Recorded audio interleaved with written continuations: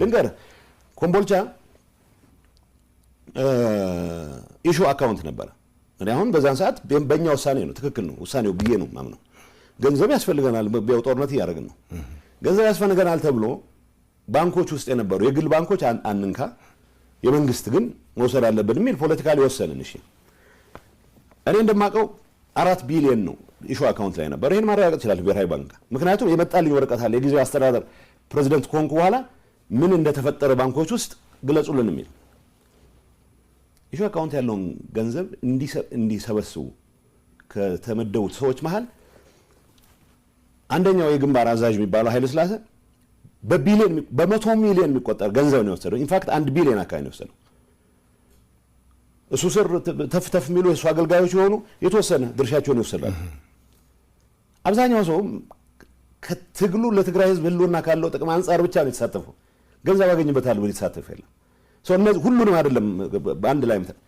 በዛ ውስጥ ይሄንን ያስተባበረ የነበረ ሰሞኑን በቁጥጥር ስር እንደዋለ ሰምቻለሁ ከውጭ ላይ ነበርኩት ሰምቻለሁ በራሳችን ጥናት እኔ አይደለሁም ያደረኩት ያን ጥናት ዶክተር ደብረጽዮን በሚመራው ጥናት ይሄ ሁሉ ዝርዝር አለ ተቀምጧል ዝርዝር ተቀምጦ ለምሳሌ ይሄ ኃይለ የሚባለው ሰው እኔ እንገር ኃይለ እንትን ብቻ አይደለም ይሰራው እኔ በማቀው በሚገባ ባረጋገጥኩት ሰነድም ጭምር የወርቅ ማሽኖችን ሲያስገቡ ነው ወርቅ የፖለቲካ አመራሩም ወርቅ እነዚህ ስምልህ ሰዎች የፌደራል ሰዎች ጋር ይነጋገራሉ ልንገር እዚህ ኃጢያቱ ብዙ ነው የፌደራል ሰዎች ጋር ማሽን ሲያዝባቸው እናንተን የመሰለ ሰው እኮ የለም ይያሉ የተለማመጡ ማሽን ላይ ያስለቁ ይሞክራሉ ይሄ ዝርዝር መረጃ ነው ያለኝ ይሄንን የኔ ምክትል ያቀን የዘታላ ተነጋግረን እርምጃ እንውሰድ ለፍትህ ይቅረው የተደረገ ጥናት ነው ምነግርህ በተደረገው ጥናት እገሌ ይሄን ያክል 300 ሚሊዮን ወስዷል በቁጥጥር ስር ይዋል ይሄ እገሌ ይሄን ያክል ማሽነሪ ወስዷል በቁጥጥር ስር ይዋል የተባለው እርምጃ እንውሰድ ካልን 2 አመት ሆነ የመውሰድ ፍላጎት አንዳንዴ ፖለቲካሊ የምታያቸው ነገሮች አሉ ትልልቅ ትግል ውስጥ ትልቅ አስተዋጽኦ ያላቸው ሰዎች ስም ሌሎችንም ይዞ እንዳይጠፋ በሚል ያለው ቀደም ያልኩ የውሸት አንድነት ለማስቀጠል ባደረግነው ጥረት መጨረሻ ላይ ግን የውሸት አንድነት ማስቀጠል አይደለም የመረረኝ ሰዓት እርምጃ ወሰድ አለበት ባልኩበት ሰዓትም እርምጃ እንዲወሰድ ዶክመንት አቅርቤም ሳይቀር ተግባራዊ አልተደረገም ሶ እርስ በርስ የመደጋገፍ ፖለቲካል አሁን ያለው እኔን ክድሃል የሚለኝ አመራር ወንጀለኞቹን ዋናዎቹ የራሱ ሰዎች አድርጎ ነው የሚቆጥረው ቢኮዝ የወንጀል ኔትወርክ ነው የወርቅ ንግድ ውስጥ የሚሳተፈው ጀነራል ዋና የሚተማመንበት መሰረት በግልጽ እኮ ባለፈው ሲናገር ሰምታችሁታል አይ አሁን የራሳችን ሶስት ለመጣ ጌታቸውን እንዳደናቀፍ ነው ማደናቀፍ የለብንም ይላል ምክንያቱም ጌታቸውን ያደናቀፍ እንደነበረ ጌታቸውን የሚያደናቀፍበት ምክንያት የስርቆት ኔትወርኩ አካል ስላልሆንኩ ነው ሌላ ነገር የለም እኔ ላይ የሚያገኙብኝ አካውንት የለም እኔ ላይ የሚያገኙት መሬት ካርታ የለም ስለዚህ ምክንያት ሁሉም ድንገር አንዳንዴ በጣም የሚያሳዝነኝ ፌደራል ጋር ያላቸውን ጉዳይ መሬት አስመልስልን እንዲበልልን ምናምን የሚባል እኔን ሸምግልልን ይሉኛል ይሄም ሲፎክሩም ሰው እንደዚህ እንዳው ውሸት ነው ምክንያቱም አብዛኛው የሰራዊት አመራር በሰላም የትግራይ ህልውና እስከተረጋገጠ ድረስ ሌላ ጥይት የመተኮስ ፍላጎት የለውም ተገዶ ከገባ ይዋጋል ምንም ጥያቄ የለውም ተገዶ ማለት ኢምፖዝድ ከሆነበት ከዚህ የሚፎክሩት የወርቅ ንግዳቸውን የሰው ዘረፋቸውን ለማስቀጠል የዘረፉትን ብር ይሄ በቁጥር ነው ምነግርህ በቁጥር እና ኃይለ ስላሴ ሌላ ነገር የለው እኔ ውጭ ሀገር ሄደ ታከም ብዬ በተደጋጋሚ ጠይቄዋለሁ ቪዛ አሰርቼለታለሁ የተወሰኑትን ይዛቸው ወጥቻለሁ እንዲታከሙ እንዲያርፉ ፈልጋለሁ የተከፈሉት መስዋዕትነት ያክል የሚተካ አንድ ነገር ግን አዲስ አበባ መምጣታችን አገር ንብረት ይሰጣል 100 ምናምን ሚሊዮን ሸጫለሁ ይላል በተግባር የተረጋገጠ ግን የተዘረፈ ነው ነገር ስለዚህ ሁሉም የሰራዊት አመራሮች ዘርፈዋል የሚል መልእክት እያስተላልፈን የመጣን ውሸት ነው ኃይለ ስላሴን መጥቀስ ያቃተን ኃይለ ስላሴ መጠየቅ ያቃተን አንደኛ ፎካሪ ሆኖ እሱ ለትግራይ ህልውና በተለየ የሚቆረቆር ሆኖ እንዲቀርብ እናረጋለን ምግብን መጠየቅ ያቃተኝ እሱ የተለየ የሚቆረቆር ሆኖ ግን በዚህ ጉዳይ ውስጥ ገብቶ የማያውቅ ሌላ ጀነራል ከነዚህ ጋር ጀነራሎች ወርቅ ንግድ ውስጥ ገብተዋል ወዘተ ይባላል ወርቅ ንግድ ውስጥ የገቡትን በይፋ መጠየቅ ስላልቻለን ሁሉም በቀንነት ህዝባቸውን የሚያገለግሉትን ሰዎች ሳይቀር በጀነራሊ በማጃመል አንድ ላይ በማድረግ ለምን አላቀረብናቸውም ለተባለው አንደኛ ይሄ ሲያደናቅፍ ይኖረው ፖለቲካል ሊደርሺፕ ተጠያቂ እንዲሆን አይፈልግም። ተጠያቂ እንዲሆን የማይፈልግበት ምክንያት ራሱን ተጠያቂ ስለሆነ ነው። የወንጀል ኢንተርፕራይዝ ነው ይሄ። ከትግራይ ህዝብ ህልውና ጋር የሚያገናኝ ምንም ነገር የለውም። እንዳልኩ ነው አሁን ጌታቸው ከስልጣን አስወግደነዋል። ስለዚህ የፌደራል መንግስቱም በቃ ወደ ሌላ ነገር መግባት ስለማይችል ከኤርትራም ጋር ያለው ግንኙነት ተጠቅመህ የወርቅ ንግድ የማጣጣፍ ኮንትሮባንድ የማጣጣፍ ነው ዋናው አሁን ፍላጎት ያለው ፖለቲካል ሊደርሺፕም እነዚህ የምትላቸው ጥቂት ሰዎችም ቢሆን ግን እንትናቸው ተረታቸው ምንድነው ለትግራይ ህዝብ ህልውና አንዴ ምዕራብ እናስመልሳለን አንዴ ደቡብ እናስመልሳለን ማፈሪያ ምን የራስ ህዝብ ጋር ተዋግተህ አይደለም ታስመልሰው ሰው በሰላም የሚያልቅበት ነገር ሁሉ ማሟጠጥ መቻል አለብን ብለን ነው የግል ጥቅሙን መሸፈኛ ብርድ ልብስ መሸፈኛ። ስለዚህ በወንጀል የሚጠየቅ ሰው አንዳንድ ይገርመኛል። መስዋዕትነት ነው ይላል። ውሸታቸው ነው። መስዋዕትነት ፍላጎት የላቸው እነሱ መስዋዕት አይፈልጉ። በወጣት መስዋዕትነት ነው የሆነ ትርፍ ማትረፍ ይፈልጉት።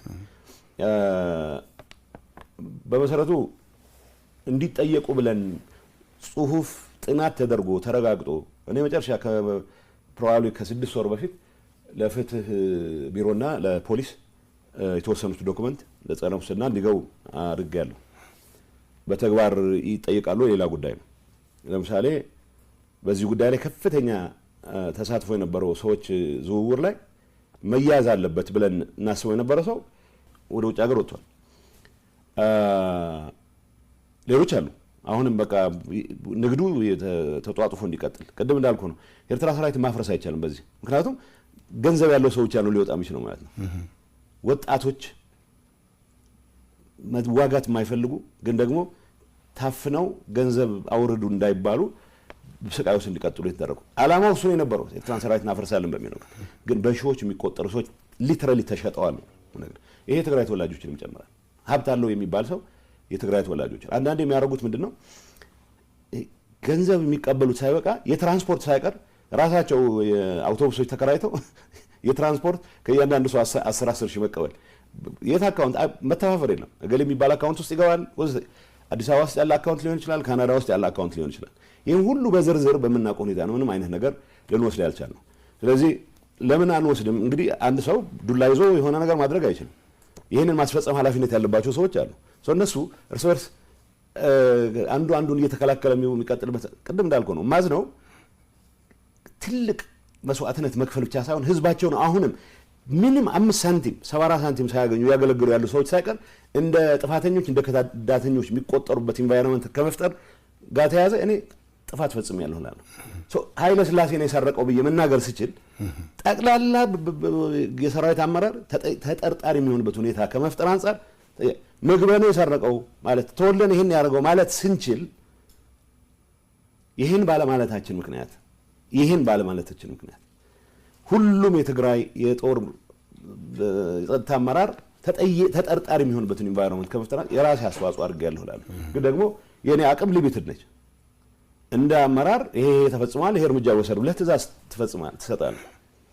ለተባለው ዱላ ይዤ እገሌን ብዬ መቼስ አርጩሜ ይዤ እንትን የምልበት ሁኔታ አለ። ስለዚህ መዋቅሩ ፖለቲካ አመራሩ የሚባለው አሁን ስልጣን ጠቅልዬ ይዣለሁ ብሎ የሚያስበው አመራር ይሄንን የክራይም ኔትወርክ ማስቀጠል ነው የሚፈልገው።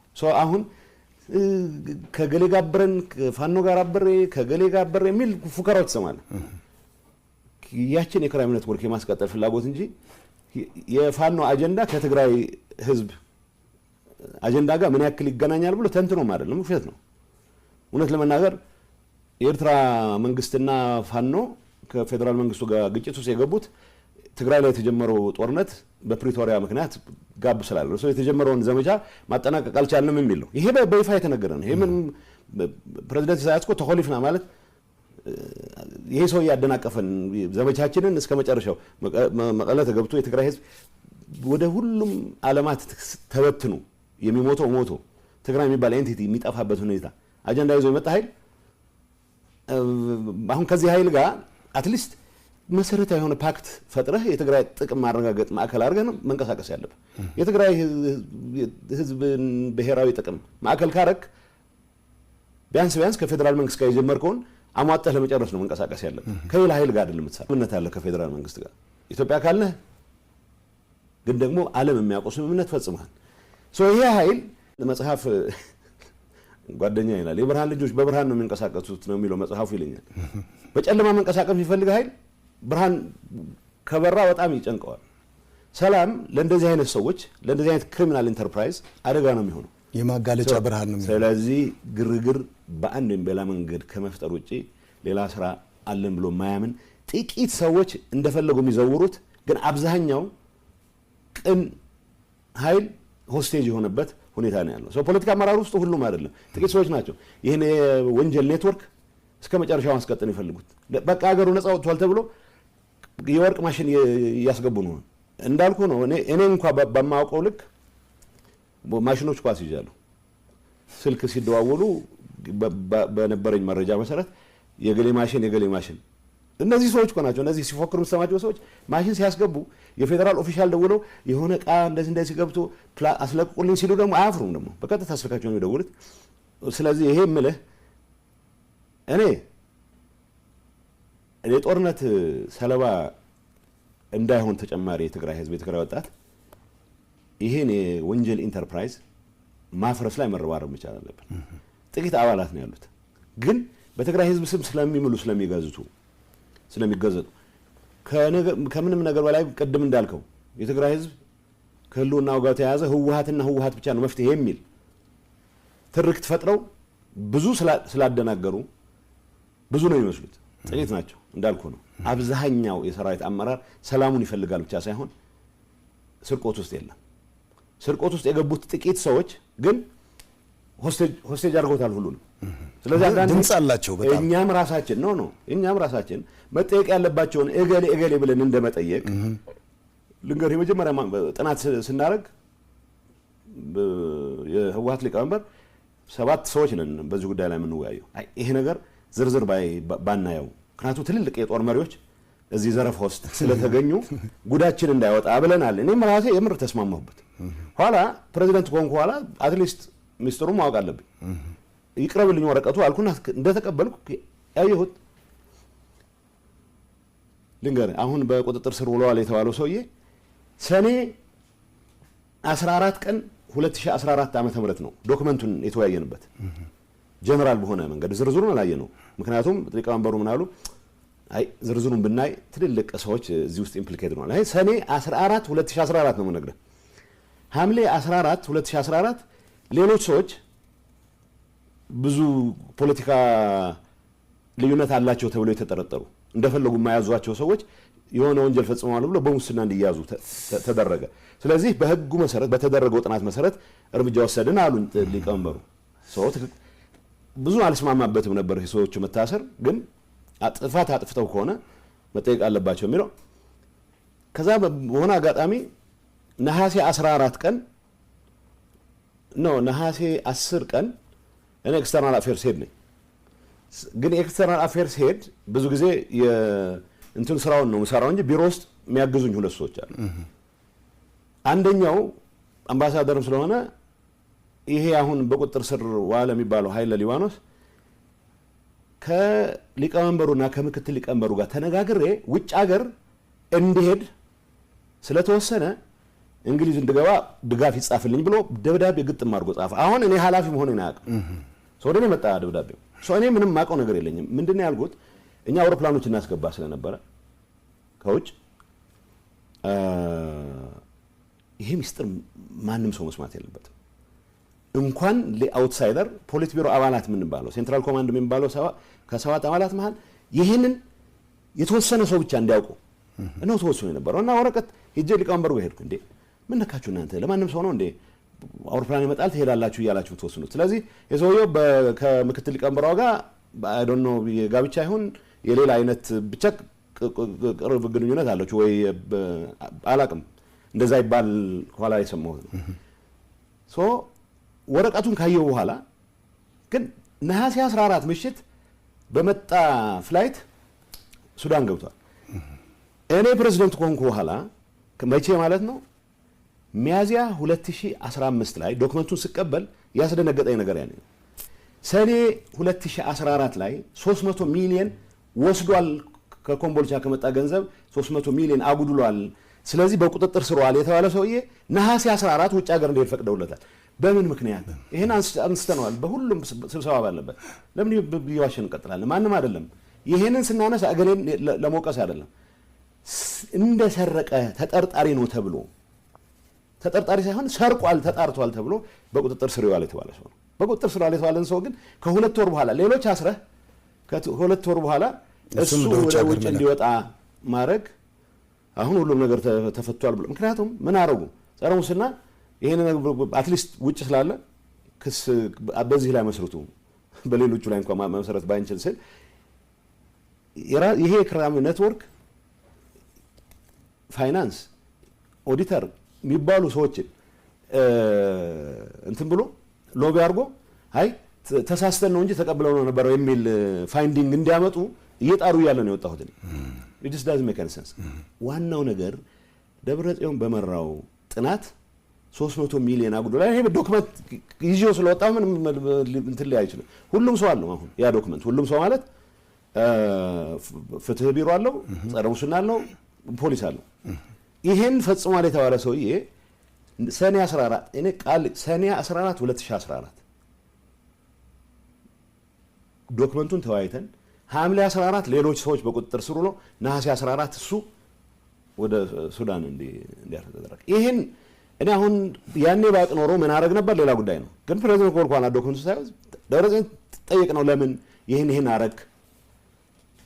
አይ በቃ አስፈላጊ ነው ብለን ስላመንን እሱን ወደ ሱዳን መላክ ለስራችን ወስዳለ። ይሄ ኔትወርክ ነው፣ የክራይም ኔትወርክ ነው ነው ማለት ከዲያስፖራ የተሰበሰበ ገንዘብ ደላላ የበላው ብዙ ነው። እኔ ነገር አለ አሁን ኦዲት ተደርጓል ማለት ነው፣ ውሸት ነው።